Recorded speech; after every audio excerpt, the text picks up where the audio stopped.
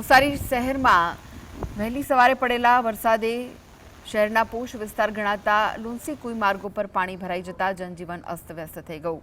સરબતિયા તળાવના વિકાસ કામો દરમિયાન મૂકવામાં આવેલી માટી અને રેતીના ઢગલાઓના કારણે પાણીનો નિકાલ અવરોધાતા આ સમસ્યા સર્જાઈ। વરસાદી પાણી ભરાઈ જતા વાહન ચાલકો ભારે મુશ્કેલીમાં મુકાયા। પ્રી મોન્સૂન કામગીરી દરમિયાન આ બાબતને ધ્યાનમાં ન લેવાતા લોકોમાં પાલિકા તંત્ર સામે ભારે રોષ જોવા મળ્યો છે।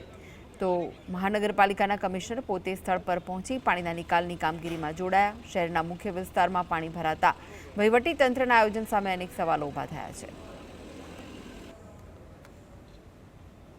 અત્યારે સરબતિયા તળાવની આસપાસ જે વરસાદ વરસી રહ્યો છે એમાં પણ અમારા જેસીબી અને ટીમ લાગી ગઈ છે। ફાયર ડિપાર્ટમેન્ટનું ટીમ લાગી ગયું છે અને જે પાણી ભરાયું છે એને તળાવની અંદર જે છે ડ્રેન થઈ જાય એ પ્રકારનું આયોજન કરી દીધું।